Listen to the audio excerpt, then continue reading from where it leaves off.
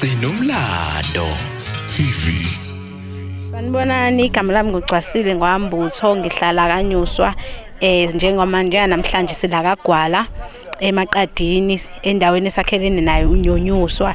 Sijabule kakhulu ukuthi sibe la ekhaya.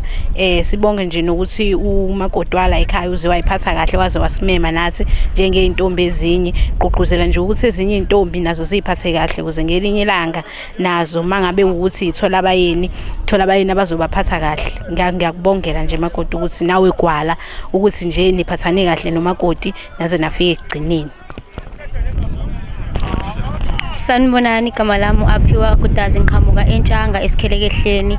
Nami ke ngoyedwa woza kwabo abazomisa usisi lo ozobe wenzela umcimbi. Nibona nje kuyinto eyisizwe sakithi, ubuhle besizwe sakithi, into ekumele sihlale siyenzile kuze sigcine usiko. Ukubaluleka nje kokuzigcina ezintombi into nje ekumele siyibeke ngaphambili empilweni zethu ukuze sikwazi nokuthi because i-contribution yempilo eqhakazile, ekusasa eliqhakazile. So kubalekile ukuthi nawe ke uma uzazi ukuthi unodade lapha ekhaya ofisayo ukuba ingxenye yethu, ungamchazela kabanzi, umtshela ubuhle balolu hambo, asijoyine, asiyayikho inkinga, ave samukelana ngezandla ezifudumele. Thina ke sisuka phansi kweintombi zothando lunye.